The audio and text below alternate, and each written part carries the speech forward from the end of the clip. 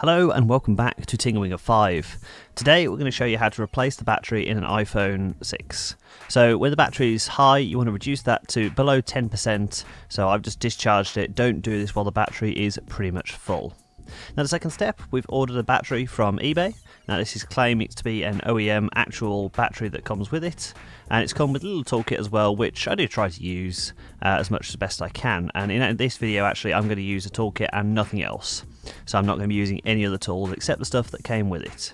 This little kit comes with 3 screwdrivers, an Apple screwdriver, a flat blade which we won't need, a little positive drive or Phillips head. But the first thing we want to do is put the hoop onto the suction cup, because we're going to be needing that suction cup. As with all Apple products, we need to take the screen off the top. So make sure the iPhone is off before you start attempting anything. And the first thing we want to do is take out the SIM card. So let's open this up, take the SIM card out with the SIM tray and just put it to one side. We don't need to do anything with it, so we just have it over there. Next thing we want to do is locate the bottom of the iPhone, these 2 screws here, right next to the charging port. So they're nice and easy to see, and we're going to take the Apple screwdriver and we're going to use that on these 2 screws. Now these Apple screws are little star-shaped screw things. You can recognise it just because it's not a flat blade and not a Phillips head sort of thing. So take these 2 out. There's not much in them. They're quite small, so make sure you keep them safe and keep them to one side. I'm actually keeping it inside one of the picks I've got here. I'm only going to be needing one of these picks. There's no glue or anything in the iPhone 6, so it's nice and easy. This one might have had its screen replaced at some point. I bought it off eBay a little while ago now to run the thermal channel. But what we're going to do is just take that and lift. So just lift up here and take your other pick and just get it underneath. So I'm not trying to break it, I'm just being very gentle, just going all the way around, and the clip system is disengaging. There's no glue or anything, this is nice and easy. This is one of the easiest things to open. But you want to be very careful. Do not lift it off. What you've got to do at this point is take the suction cup off, of course, and flip it open like that. There's some ribbon cables at the end. There's actually 4 in total, and we want to make sure that these stay intact. So what I want you to do is to get something to brace it behind. So like a can of something would work. I've got a camera to hand, so I've just stick a camera right next to it. It's my old camera that I use sometimes, but not for this build. So now we'll have it above and I'm just leaning it against. What we want to do is disconnect the battery first. So there's a little compartment down here with 2 little screws. So we're using our other screwdriver at this point, the Phillips head or positive drive. And what we're going to do is just take these 2 screws out and disconnect the battery. So use your pick, use the clip things. But in reality for this bit, you could probably just use your fingers once 2 screws are out. Just be very careful and keep all the screws in place. I've done exactly the opposite there and actually dropped one inside the phone. But I put it next to the rest of it and put it inside that pick. What I'm doing now is making double sure that the battery is what I'm about to disconnect. So I can see on the new battery I've got this cable here which clips onto the phone over there. So I'm going to take this little plastic clippy thing and just unhook the battery. Now you put it underneath and you press down, easy. And that's all there is to it. The battery is now disconnected and the phone is safe. So the next thing I'm going to do is go to the top here where all the ribbon cables connect. So I want to take all of these screws out. There's 5 in total, and I want to get them all out and hopefully keep them all inside the metal thing so I know exactly where they go. And again, a couple of these fall out, one gets snagged there, and actually I put it face down, which is probably the worst thing I could have done. And then we want to disconnect the ribbon cables very carefully. So disconnect them from the bottom. There is 4 that overlap here. So there's 3 in a row and then there's 1 to the side. I'll show you in just a second. But you be very careful and not split these ribbon cables. And try and keep them all in line as well, because it's going to help you later on when you reconnect everything up. And I'll show you a little bit of troubleshooting around these ribbon cables later in the video.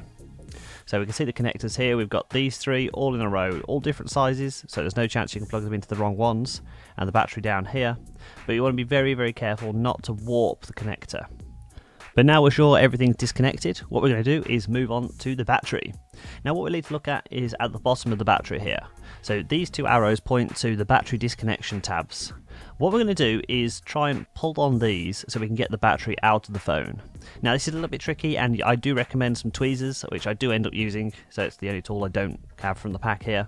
But you should be able to use your fingers, maybe I just did it wrong. What you're going to do is locate these at the bottom and just pull up and then out. So I'm using this little plastic thing here just to get the sticky tape off. So I'm able to pull. But what happens is, because this phone's a little bit older, the tabs just fall apart. They don't work as intended. So I get some tweezers in just a second and I'm able to pull on the phone and bring it all the way down. So because they snapped off, I've had to lift the battery up. Again, this is why you're discharging it. It's fine because I've discharged it. If the battery wasn't discharged, I do not recommend doing this. So that's when things all become a little bit more tricky. So I've just got the pick under there and I'm just bending the batteries just slightly. The glue is very, very strong. I do not recommend putting this much force onto it. Just get some tweezers and pull the tabs on the bottom. That's all you got to do. So now we've got our tweezers. This is what we're going to do. So you go underneath the battery and you find the tab and you just pull it. Get as much of it as you can. So you'll see in a second this just falls off a little bit. But you just pull it all the way and it just unsticks from underneath the battery. Now this one actually snapped and left a little bit in there, which will cause me an issue later on. But this other one on the other side actually comes out really, really easily. So I make sure I get a good grip. And what I'm actually going to do is use my fingers a little bit just to pull all this glue out. So you got a little bit of a snap there, but it's fine. All of the glue actually comes out from this side. So I'm actually able to attack it from that side. So you be very, very careful again and lift the battery out like so. You see the battery is not actually that bent, it's not that warped at all, and this little bit of glue down here, it does actually help me out later on, because what it's going to do is attach the new battery in there for me. Now I could put more glue in, but I'm not going to, I'm just going to stick with what's left in there. So what I'm doing now is lining up the battery inside, make sure it's all fitting, make sure the guy on eBay that sold me this battery hasn't sold me something else. So I'm going to put it in place and then I'm going to try and line up the connector, which I have a little bit of an issue doing. Again, it's not the easiest thing to do. So what I'm going to try and do is actually just put the connector in first and then put the battery in. Now, I felt this gave me a little bit of a better fit. I don't know how much charge is in this battery, so I'm not trying to turn the phone on or anything, but it just helped me get the battery in place, ready for later. But if you do it this way, make sure you disconnect the battery before we reconnect the rest of the phone. So I'm disconnecting the battery now that it's in place, so I know the battery fits at this point and the connector is fine. Connector is now disconnected and I'm ready to put the rest of the case back on. Now this takes a little bit of time. This is the hardest part of this battery replacement, actually replacing this top bit of screen. So what we're going to do is we're going to lean it up against the camera again, and then from there we're going to start connecting all these ribbon cables again. So the way to do it is to connect them from the bottom. So I've connected the side one first and then I'm just going to push down at the edges. I'm not pushing down the centre, I'm pushing down at the edges. I'll come on to a little bit of troubleshooting on this later, but you do have to provide a little bit of force for this. And if you do have any issues with the build, turning the iPhone back on again afterwards, chances are this is the point where it's had an issue.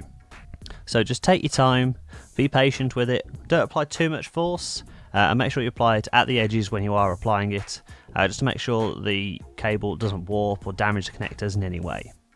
And the next thing we've got to do after this is actually put this shield back on. Now hopefully you've been able to keep all 5 screws in the shield. I was unfortunately not able to do that. So I've had the issue going back over my footage and putting something in.